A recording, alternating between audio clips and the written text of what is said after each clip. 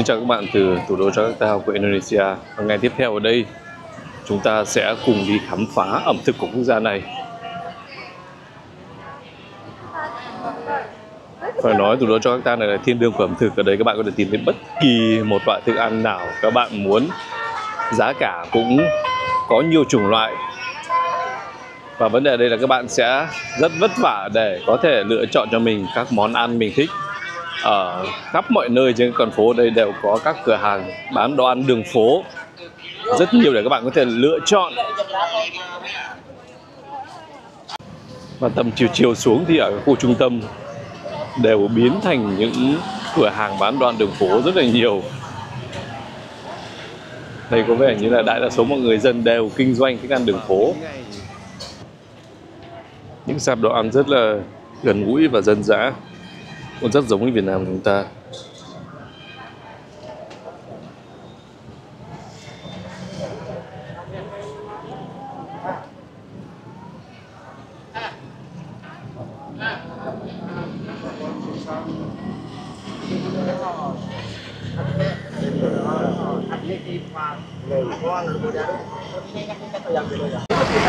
Phải nói là ẩm thực ở Indonesia vô cùng phong phú. Đặc biệt là ẩm thực đường phố, các bạn thấy đây, có vô vàn các loại món. Cũng có các món khá giống của Việt Nam chúng ta, ví dụ như là các món chiên. Thành phần là đủ các thể loại rau quả, thịt thà đều có. Đây là bún miến mì tôm họ làm sẵn đây để có thể ăn trộn cùng các loại rau luộc sẵn, đỗ, rau bắp cải, giá đỗ và rau muống cũng có, không thiếu cái gì cả. Phải nói là đồ ăn ở Jakarta là rất phong phú và chắc chắn các bạn đến đây sẽ không bao giờ sợ đói. Họ bán rất nhiều, nhà bán, người bán ở khắp nơi đều có, rất là ngon. Như người Indonesia ăn cũng khá là cay, các bạn thấy đấy. Có một cô này có một thùng sốt ớt rất là cay, tuy nhiên rất là bắt mắt, rất là ngon và cũng khá là sạch sẽ, rất là sạch sẽ, rất là ngon.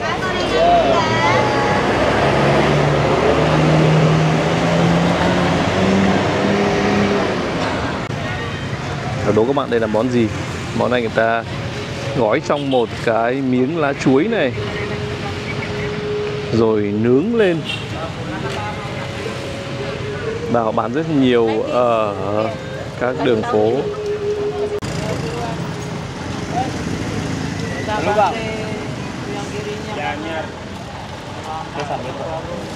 want put chili? Chili, yes, chili sauce. Little bit. Just a little bit. Yeah. Not so hot. No, okay. Xin bật mí với các bạn, đây là món cá nướng ở đường phố.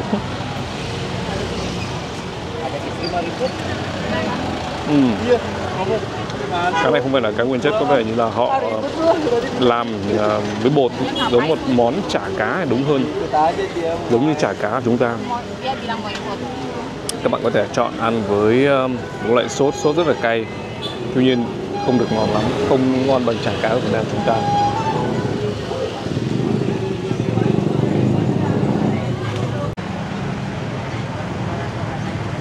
Ở đây họ cũng có món chè, và đặc biệt là chè bưởi giống Việt Nam chúng ta.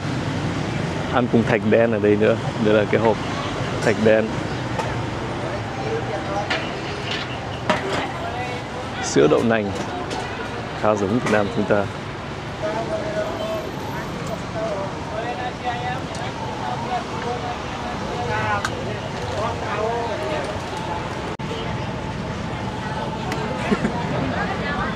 Món này giống như một loại thịt kho tàu, thì để họ ăn thịt, tai rồi cổ cánh và các loại nội tạng đều có cả.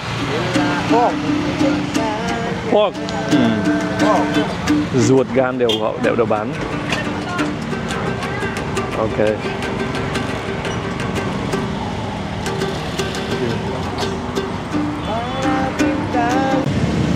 Đây có lẽ là quán bán ăn đường phố độc đáo nhất. Các bạn hãy xem các món họ bán ở đây. Súp rơi và cả một con hành lăn kỳ đà, rùa, hành lăn, và đương nhiên là rắn không thể thiếu được, cobra, rắn hổ mang hẳn hoi. Và họ làm món chiên như thế này. Đầy đủ cả các loại bò sát rơi rụng ở kia. Và đây chúng ta hãy vào đây xem. Wow, wow, rắn hổ mang rất nhiều, bò lốm ngồm cả. Wow. Đó, nếu các bạn đến Jakarta thì các bạn có thể thử món này.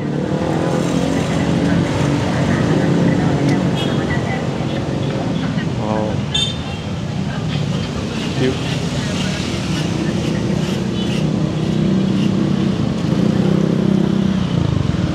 Các bạn nhìn thấy đây có một món nữa. Đó là món thạch. Thạch để thạch găng. Không ngờ ở Indonesia cũng có. Namanya cincau. Xin chào. Cincau. Xin chào. Ồ, món này các bạn biết, món này tên là món xin chào. Yeah, cincau. Rất là dễ nhớ. Xin chào là món này.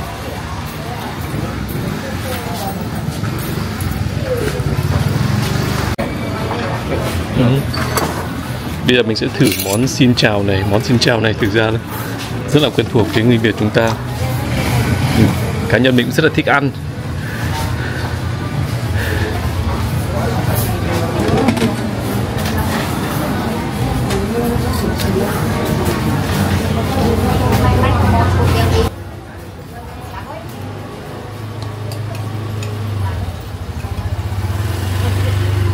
Thành phần cũng không khác gì nhiều so với món thạch găng của chúng ta. Và cái tên rất là thú vị nữa. Mời các bạn cùng thưởng thức món xin chào. Và đây là món xin chào Indonesia.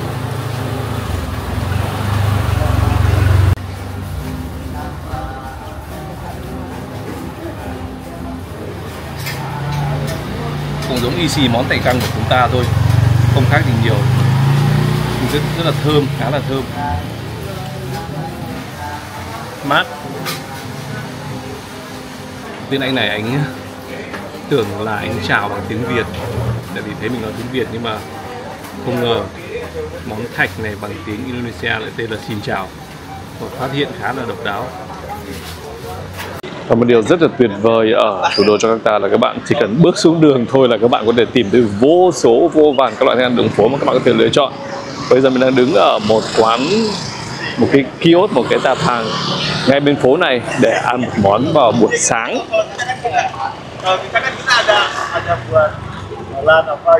Đúng, các sạp đồ ăn đường phố ở Jakarta cũng đơn giản này thôi. Và bây giờ chúng ta sẽ thử một món rất giống Việt Nam chúng ta. Bạn hãy nhìn đây. Đây là một món giống như món phở ăn sáng. Để chúng ta sẽ xem là họ làm như thế nào.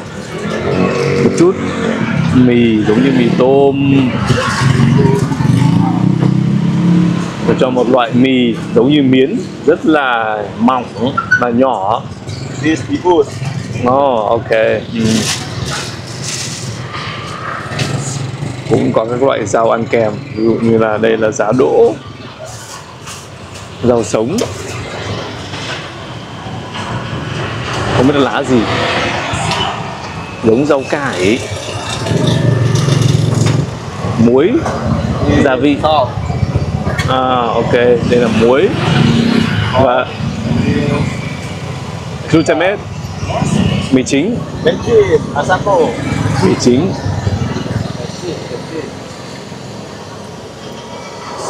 Và nước dùng. Nước dùng trông rất là ngon. Mọc.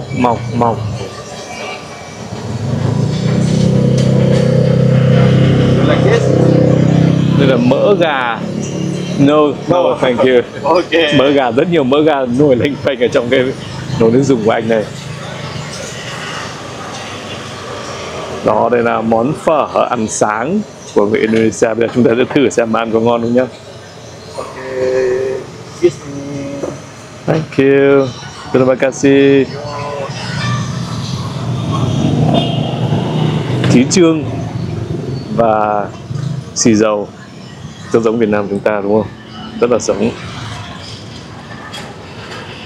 Và như các bạn thấy thì ở Indonesia có rất nhiều món giống món của Việt Nam chúng ta. Ví dụ mình lại cho các bạn thấy như là các món chè bưởi, và thậm chí những cái món mà đơn giản mà mình tưởng chỉ có từng vùng miền, như là cái thạch găng ấy, cái lá găng người ta dùng để vò ra làm thạch ấy, mà trẻ con rất thích ăn ấy, cũng có ở đây.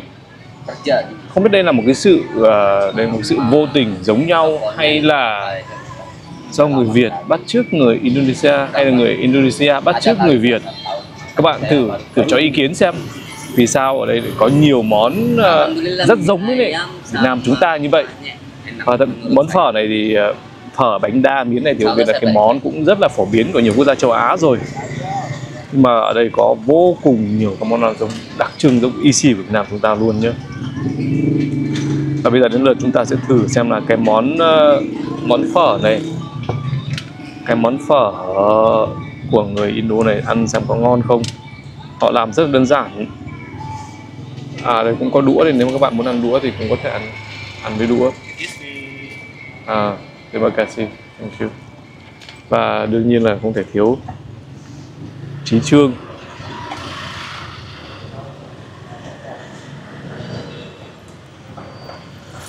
Rất là đơn giản, có một vài miếng mọc, tí rau và một chút mì. Tuy nhiên cái món ăn sáng nhẹ nhẹ này cũng rất hợp lý, tại vì là trong ngày hôm nay chúng ta sẽ còn đi thử rất nhiều món ăn khác đặc trưng của Indonesia.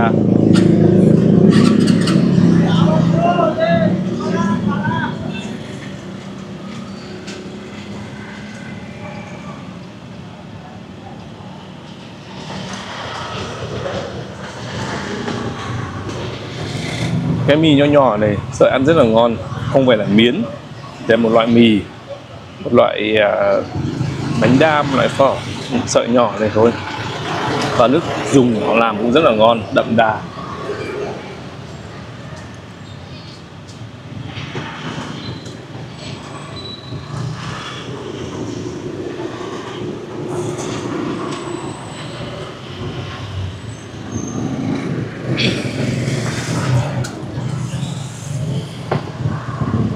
Móng cũng ăn cũng rất là ngon, đậm đà và vừa mặn. Tuy nhiên không thể đa dạng và phong phú và ngon bằng các món phở, món bánh đa của chúng ta. Phải công bằng mà nói như vậy. Các món bún miến phở của chúng ta phong phú, đậm đà, ngon hơn rất nhiều. Việt Nam vẫn là số 1 đúng không?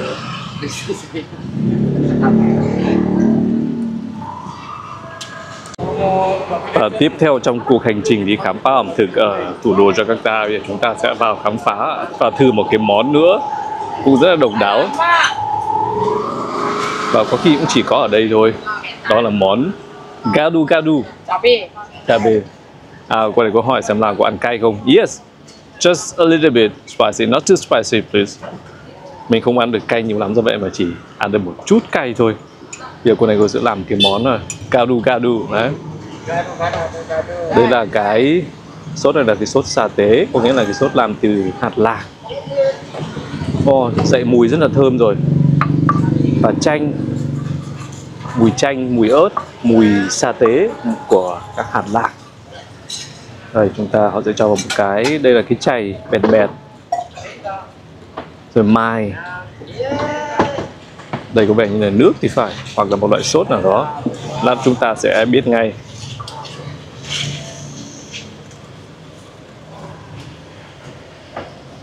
Tiếp theo là đây là một loại chả, rồi đậu phụ,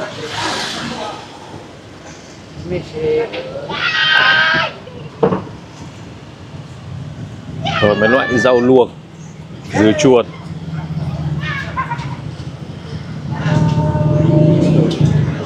ngô này là ngô luộc rồi, ngô chín.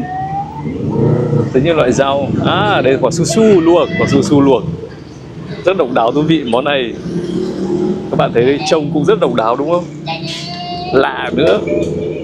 Đây thực ra là món rau trộn. Rất nhiều loại rau trộn với nhau.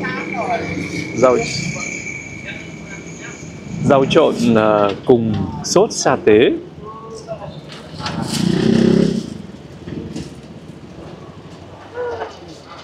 Rồi mình muốn ăn ở đây.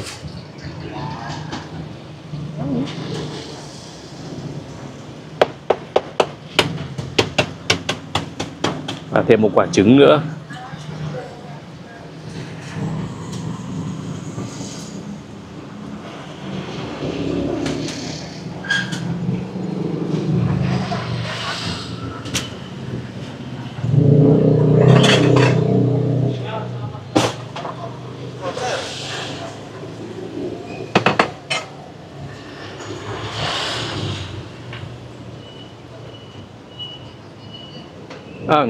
Just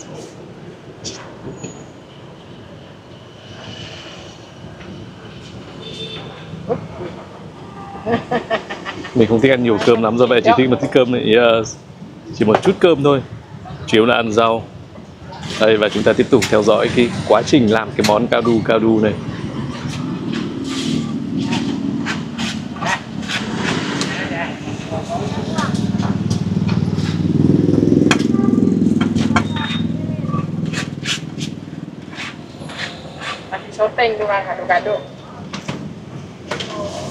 Cô cho thêm hành khô.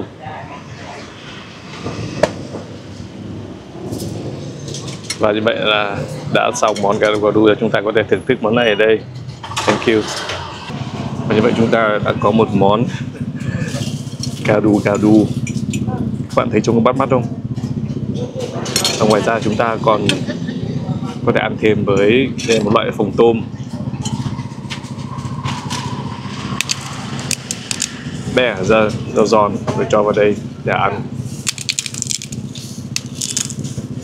Đó, đây là cách ăn truyền thống chính thức của ở đây. Bây giờ ăn thử xem ra sao.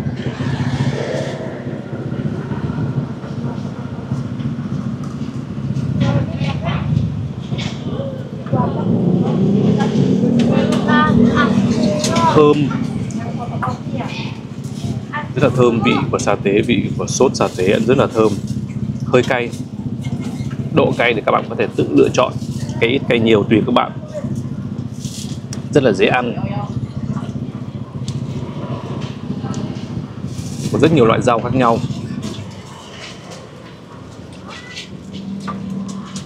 Và đây là món mà người ta ăn với cơm.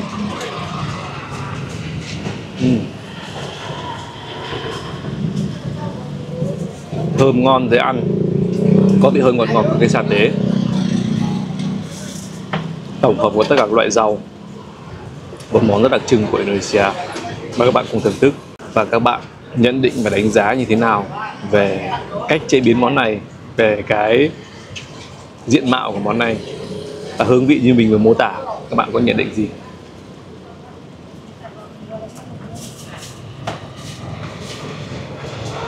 Và nếu nói về ẩm thực của Indonesia nói chung và ở Jakarta nói riêng ấy, thì chắc chắn các bạn sẽ rất vất vả để đưa ra cái lựa chọn của mình, tại vì có quá nhiều món ăn.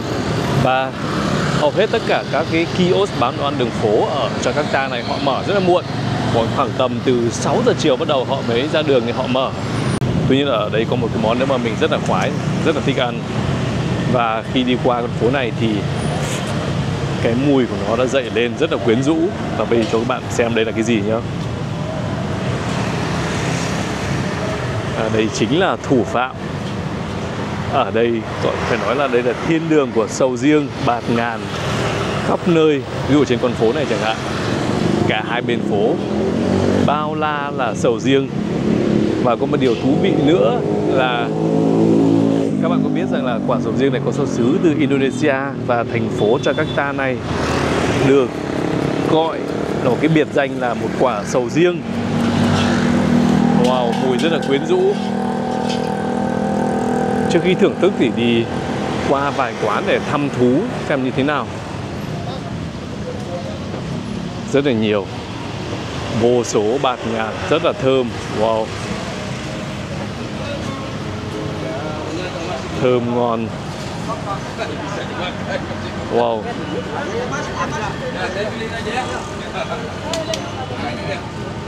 Không biết là giá cả như thế nào. Một bua là 100.000. Bua không biết là một cân hay là một quả.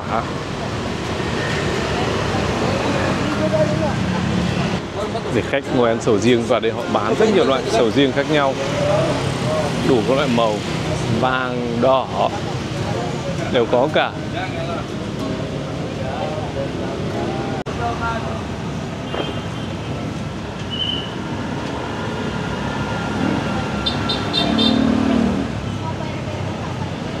Satu tangan.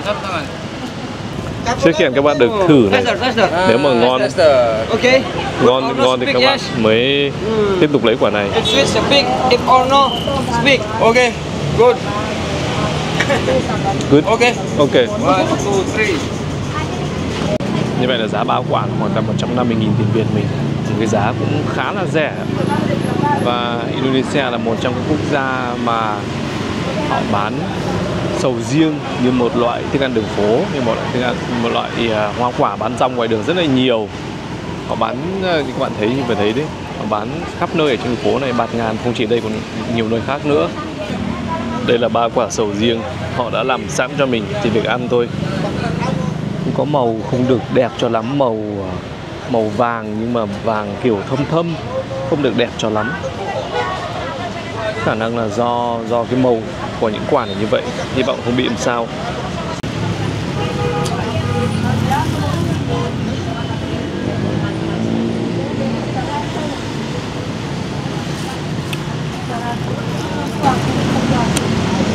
Wow, rất là ngon.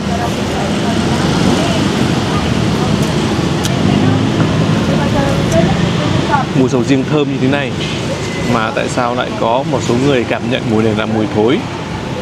Để các bạn có đi ăn sầu riêng không, và các bạn cảm nhận mùi của sầu riêng như thế nào, là mùi thơm hay mùi thối? Và sầu riêng có lẽ là cái quả duy nhất trên thế giới này mà cái mùi của nó được cảm nhận theo hai chiều hướng, theo hai cái thái cực khác nhau, vừa thơm và vừa thối.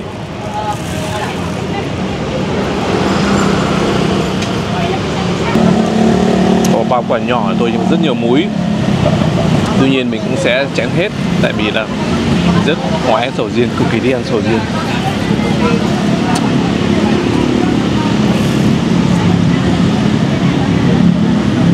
Và tiếp tục sự nghiệp đi khám phá các món ăn có liên quan tới sầu riêng, thì mình đã đứng ở một cái con ngõ rất là xa xôi, hẻo lánh ở khu vực phía đông của thành phố Jakarta. Và đây lại là một trong những quán ăn nổi tiếng nhất, có thể nói là quán ăn nổi tiếng nhất liên quan tới một món có sầu riêng. Bây giờ chúng ta hãy cùng xem nhé. Và đây chính là cái kiosk đó. Ở đây người dân ở khắp nơi ở Jakarta đổ về để ăn món này. Và bây giờ mình phải tránh tới vào cái giờ cao điểm, không thì phải xếp hàng rất là đông. Bây giờ chúng ta sẽ vào để tìm hiểu ngay xem đây là cái món gì. Các bạn hãy nhìn đây. Đây là món chè sầu riêng. Món này là đặc sản của thành phố Jakarta ở Indonesia. Sầu riêng. Và đây là cái gì đó giống chè Thái. Đó, chúng ta đang xem họ đang làm. Quán này vô cùng nổi tiếng và được người dân yêu thích. Bạn thấy đây, người dân vào ăn rất là đông. Người dân ngồi đây ăn và mang về. Và đương nhiên rồi, bây giờ mình sẽ thử ngay cho các bạn thấy xem món ăn này như thế nào.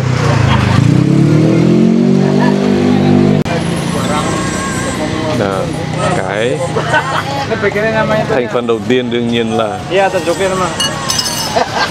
sầu riêng. À không, họ cho có vẻ như nước cốt dừa. Rồi đến cái con giun màu xanh xanh này.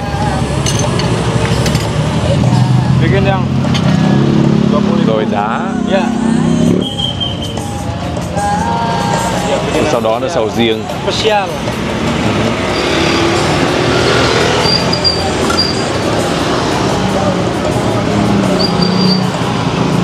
Sầu riêng này có vẻ như là sầu riêng đông đá.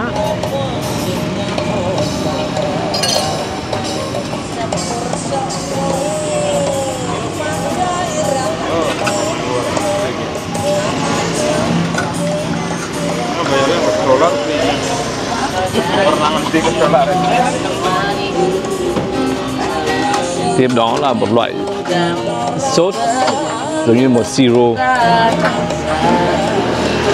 cho rất nhiều. Yes. Thank you. Và mời các bạn chiêm ngưỡng một lần nữa cái món chè sầu riêng rất độc đáo của Indonesia. Bây giờ mời các bạn cùng thưởng thức món chè sầu riêng Indonesia của mình. Chưa cần thử nhưng mà biết chắc chắn là sẽ rất ngon. Đây có vẻ như là một sự kết hợp giữa chè Thái và sầu riêng. Bây giờ thử ăn xem nó ra sao.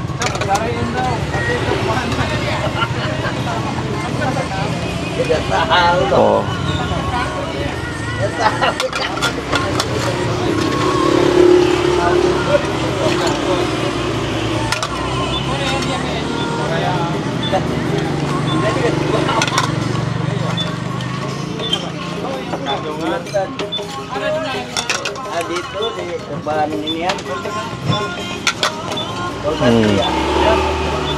Thơm ngon mát. Món ăn tuyệt hảo cho những ngày rất là nóng nực ở Indonesia và mang đậm hương vị của quốc gia này. Wow. Rất là ngon. Bạn ngồi trong cái quán, trong cái góc này nữa, không thì nó rất là dân dã và thân thương. Chè Thái ở Việt Nam cũng có vị sầu riêng đúng không? Nhưng mà họ không cho hẳn miếng sầu riêng vào, miếng sầu riêng nguyên bản, nguyên chất và tươi như này, mà chỉ cho một chút thôi, chắc là chút hương vị vào thôi. Rất là ngon, tuyệt vời. Và nếu bạn nào mà đến Jakarta thì chắc chắn là phải thử món này nhá, rất là ngon. Chắc để ăn một bát nữa mất. Các bạn biết giá của cái này là khoảng bao nhiêu? Là 20.000 ruby, hơn 1 đô một chút, khoảng tầm 30.000 tiền Việt mình. Có rẻ ăn chè Việt Nam không? Đúng không? Rẻ hơn đúng không? Mà được ăn sầu riêng tươi nữa, rất nhiều luôn. Đây bên bát sầu riêng. Ngon quá.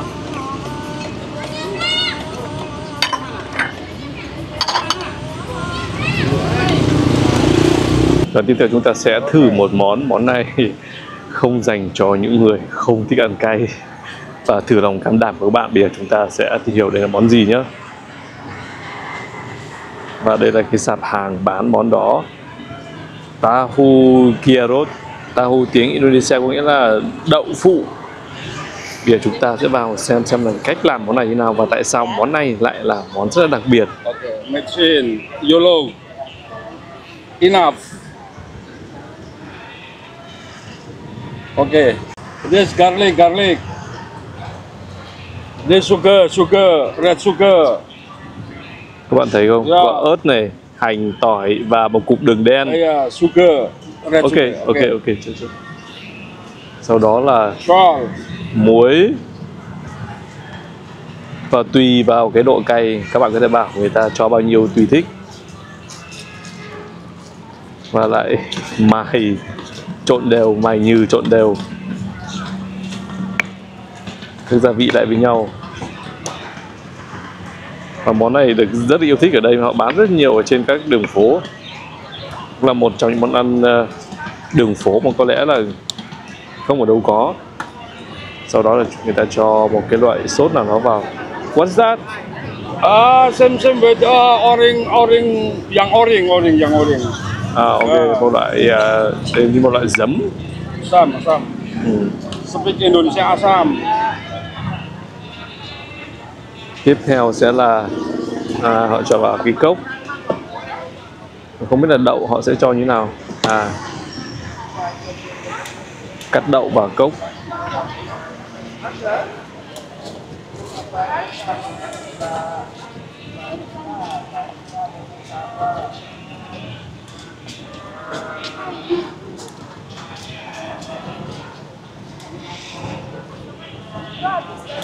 Kita bisa makan dua kali ya? Apaan? Dia baru bayar goceng.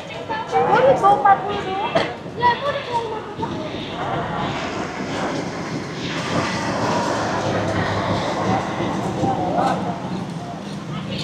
Sama-sama. Goceng. 3.000 không? 3.000.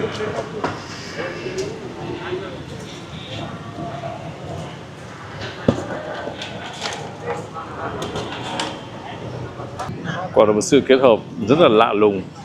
Đậu phụ thì là một món ăn rất là phổ biến của chúng ta, ai cũng biết rồi, nhưng mà đậu phụ kết hợp với lại một cục đường đen. Đường đen người Việt Nam chúng ta thường dùng ngày xưa để nấu chè, sau đó còn trộn với hành, ớt rất là cay nữa. Bây giờ ăn thử xem thế nào. Từ sau đấy là món rất là đặc trưng ở đây.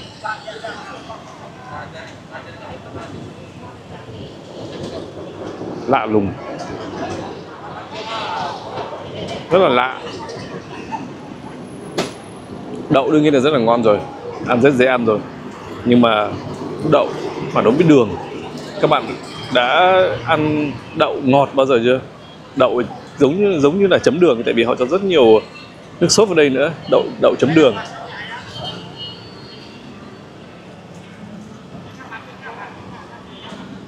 rất là cay, nhưng vẫn có thể chịu được. Đậu thì đương nhiên rất là ngon rồi. Túm lại thì món này ăn cũng ăn được. Đối với mình thì đây giống như một món chè đậu phụ. Chè đậu phụ rán. Đậu phụ rán xong là dùng để nấu chè. Một sự kết hợp mà có lẽ ít ai chúng ta có thể ngờ tới. Rất là lạ lùng, nhưng mà ăn không đến nỗi nào.